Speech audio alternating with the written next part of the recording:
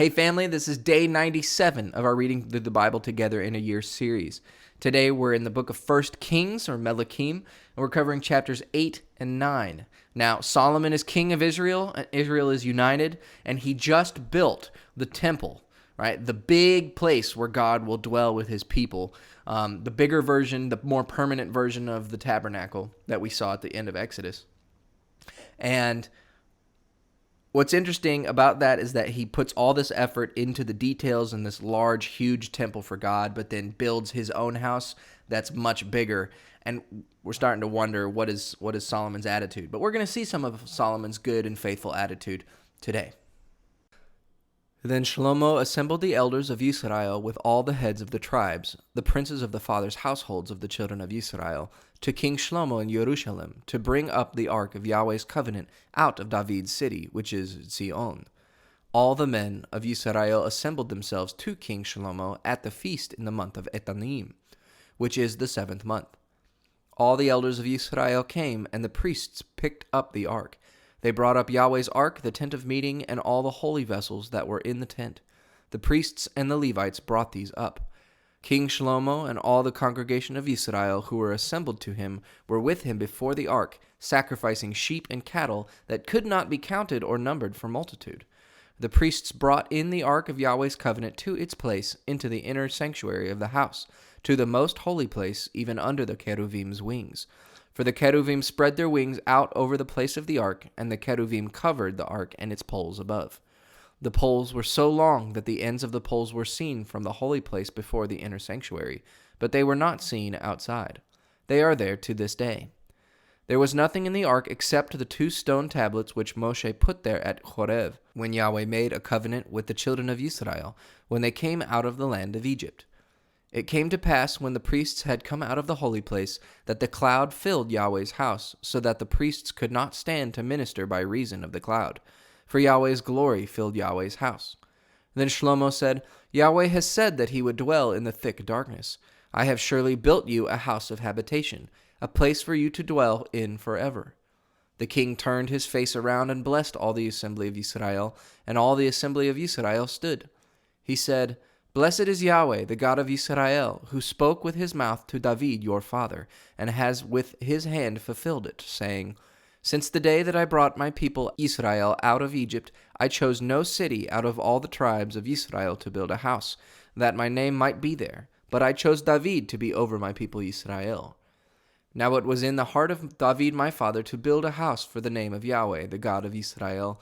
But Yahweh said to David my father, Whereas it was in your heart to build a house for my name, you did well that it was in your heart. Nevertheless, you shall not build this house, but your son, who shall come out of your body, he shall build this house for my name. Yahweh has established his word that he spoke, for I have risen up in the place of David my father, and I sit on the throne of Israel, as Yahweh promised, and have built the house for the name of Yahweh, the God of Israel. There I have set a place for the ark, in which is Yahweh's covenant, which he made with our fathers when he brought them out of the land of Egypt. Shlomo stood before Yahweh's altar in the presence of all the assembly of Israel, and spread out his hands toward heaven, and he said, Yahweh, the God of Israel, there is no God like you, in heaven above or on earth beneath, who keeps covenant and loving kindness with your servants, who walk before you with all their heart, who has kept with your servant David my father that which you promised to him. Yes, you spoke with your mouth and have fulfilled it with your hand, as it is today. Now therefore, may Yahweh, the God of Israel, keep with your servant David, my father, that which you have promised him, saying, There shall not fail from you a man in my sight to sit on the throne of Israel, if only your children take heed to their way, to walk before me as you have walked before me. Now therefore, God of Israel, please let your word be verified, which you spoke to your servant David, my father. But will God in very deed dwell on the earth? Behold, heaven and the heaven of heavens can't contain you. How much less this house that I have built? Yet have respect for the prayer of your servant and for his supplication, Yahweh my God, to listen to the cry and to the prayer which your servant prays before you today, that your eyes may be open toward this house night and day, even toward the place of which you have said, My name shall be there, to listen to the prayer which your servant prays toward this place. Listen to the supplication of your servant and of your people Israel, when they pray toward this place. Yes, here in heaven, your dwelling place, and when you hear, forgive. If a man sins against his neighbor, and an oath is laid on him to cause him to swear, and he comes and swears before your altar in this house, then hear in heaven and act, and judge your servants, condemning the wicked, to bring his way on his own head, and justifying the righteous, to give him according to his righteousness. When your people Yisrael are struck down before the enemy because they have sinned against you, if they turn again to you and confess your name, and pray and make supplication to you in this house, then hear in heaven, and forgive the sin of your people Yisrael, and bring them again to the land which you gave to their fathers. When the sky is shut up, and there is no rain because they have sinned against you, if they pray toward this place and confess your name, and turn from their sin when you afflict them, then hear in heaven, and forgive the sin of your servants, and of your people Yisrael, when you teach them the good way in which they should walk, and send rain on your land which you have given to your people for an inheritance. If there is famine in the land, if there is pestilence, if there is blight, mildew, locust, or caterpillar, if their enemy besieges them in the land of their cities, whatever plague, whatever sickness there is, whatever prayer and supplication is made by any man, or by all your people Yisrael, who shall each know the plague of his own heart, and spread out his hands toward this house, then hear in heaven, your dwelling place, and forgive and act, and give to every man according to all his ways, whose heart you know. For you, even you only, know the hearts of all the children of men, that they may fear you all the days that they live in the land which you gave to our fathers.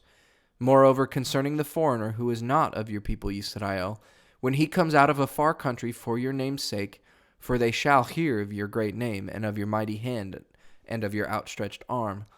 When he comes and prays toward this house, hear in heaven, your dwelling place, and do according to all that the foreigner calls to you for, that all the peoples of the earth may know your name, to fear you as do your people Yisrael, and that they may know that this house which I have built is called by your name. If your people go out to battle against their enemy, by whatever way you shall send them, and they pray to Yahweh toward the city which you have chosen, and toward the house which I have built for your name, then hear in heaven their prayer and their supplication, and maintain their cause. If they sin against you, for there is no man who does not sin, and you are angry with them and deliver them to the enemy, so that they carry them away captive to the land of the enemy, far off or near. Yet if they repent in the land where they are carried captive and turn again, and make supplication to you in the land of those who carried them captive, saying, We have sinned and have done perversely, we have dealt wickedly. If they return to you with all their heart and with all their soul in the land of their enemies who carried them captive, and pray to you toward their land which you gave to their fathers, the city which you have chosen, and the house which I have built for your name, then hear their prayer and their supplication in heaven, your dwelling place, and maintain their cause, and forgive your people who have sinned against you, and all their transgressions in which they have transgressed against you, and give them compassion before those who carried them captive, that they may have compassion on them.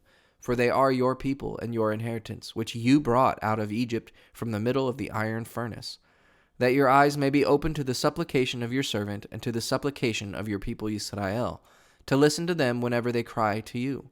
For you separated them from among all the peoples of the earth to be your inheritance, as you spoke by Moshe your servant, when you brought our fathers out of Egypt, Lord Yahweh.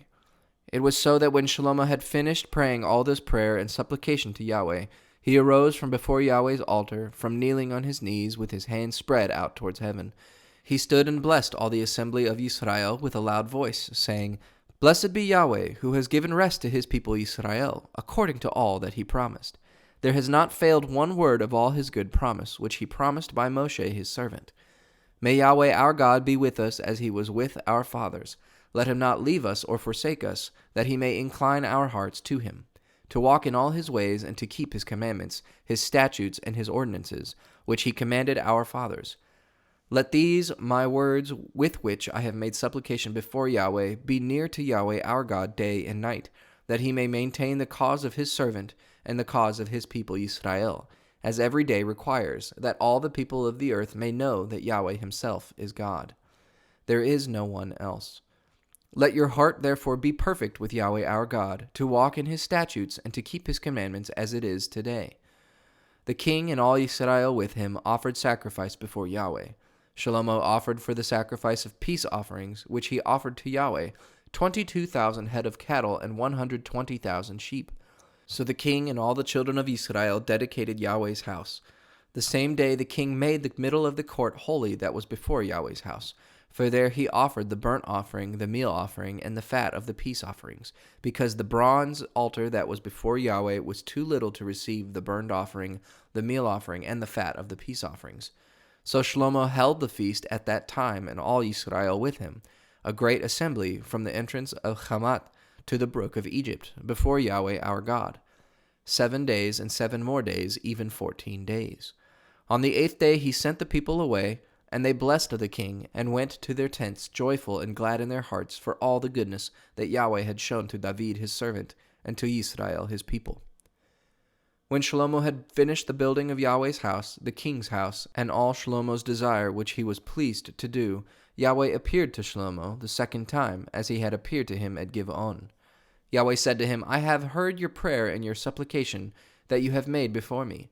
I have made this house holy which you have built, to put my name there forever, and my eyes and my heart shall be there perpetually. As for you, if you will walk before me as David your father walked, in integrity of heart and in uprightness, to do according to all that I have commanded you, and will keep my statutes and my ordinances, then I will establish the throne of your kingdom over Israel forever, as I promised to David your father, saying, There shall not fail from you a man on the throne of Israel. But if you turn away from following me, you or your children, and not keep my commandments and my statutes which I have set before you, but go and serve other gods and worship them, then I will cut off Israel out of the land which I have given them, and I will cast this house, which I have made holy for my name, out of my sight. And Israel will be a proverb and a byword among all peoples. Though this house is so high, yet everyone who passes by it will be astonished and hiss, and they will say, Why has Yahweh done this to this land and to this house?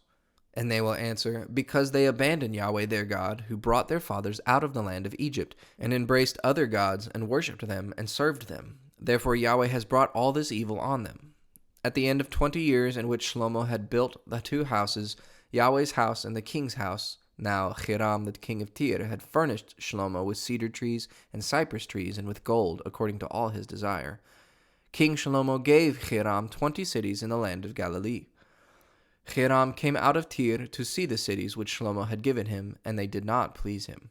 He said, What cities are these which you have given me, my brother? He called them the land of Kavul to this day. Hiram sent to the king 120 talents of gold. This is the reason of the forced labor which King Shlomo conscripted to build Yahweh's house, his own house, Milo, Jerusalem's wall, Hatzor, Megiddo, and Getzer. Pharaoh, king of Egypt, had gone up, taken Getzer, burned it with fire, killed the Canaanites who lived in the city, and given it for a wedding gift to his daughter, Shlomo's wife. Shlomo built in the land of Getzer, Beit Horon the lower, Baalat, Tamar in the wilderness, all the storage cities that Shlomo had, the cities for his chariots, the cities for his horsemen, and that which Shlomo desired to build for his pleasure in Jerusalem, and in Lebanon, and in all the land of his dominion. As for all the people who were left of the Amorites, the Hittites, the Perizzites, the Hivites, and the Jebusites, who were not of the children of Israel, their children who were left after them in the land, whom the children of Israel were not able utterly to destroy, of them Shlomo raised a levy of bondservants to this day. But of the children of Israel, Shlomo made no bondservants, but they were the men of war, his servants, his princes, his captains and rulers of his chariots and of his horsemen. These were the 550 chief officers who were over Shlomo's work, who ruled over the people who labored in the work. But Pharaoh's daughter came up out of David's city to her house which Shlomo had built for her. Then he built Milo. Shlomo offered burnt offerings and peace offerings on the altar which he built to Yahweh 3 times per year, burning incense with them on the altar that was before Yahweh. So he finished the house. King Shlomo made a fleet of ships in Etzion Geber, which is beside Elot, on the shore of the Red Sea, in the land of Edom. Hiram sent in the fleet his servants, sailors who had knowledge of the sea, with the servants of Shlomo. They came to Ophir and fetched from there gold, 420 talents, and brought it to King Shlomo. So here we're starting to see it. Solomon is continuing to grab wealth, gain wealth, amass wealth, but he is making ships in the sea, like a fleet, which kings aren't. The king of Israel is not supposed to do. He's getting horses and chariots from Egypt, which the king of Israel is definitely not supposed to be doing. And so we're starting to see a downfall because Solomon keeps growing and growing and amassing more and more wealth.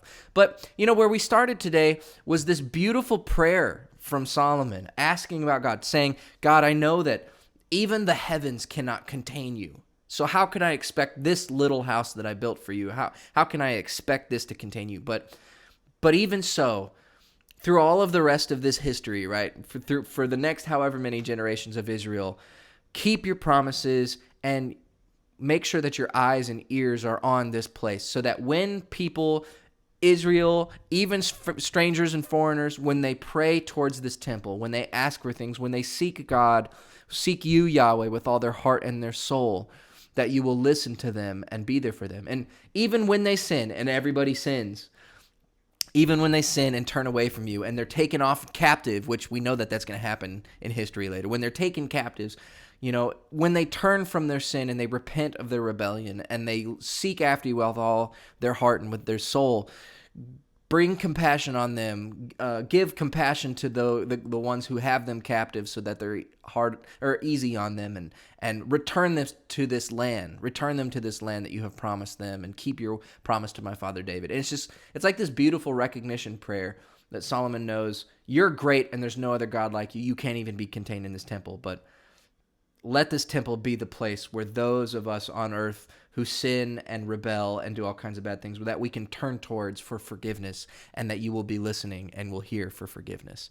And so it's a beautiful moment. And God promises us, like, hey man, Solomon, as long as you keep doing what you're supposed to be doing and remaining faithful to the covenant, then I will always be with you, and I will always have a good line for David through you, and it'll be good. And obviously, that's not going to happen. But, in this moment, it's beautiful.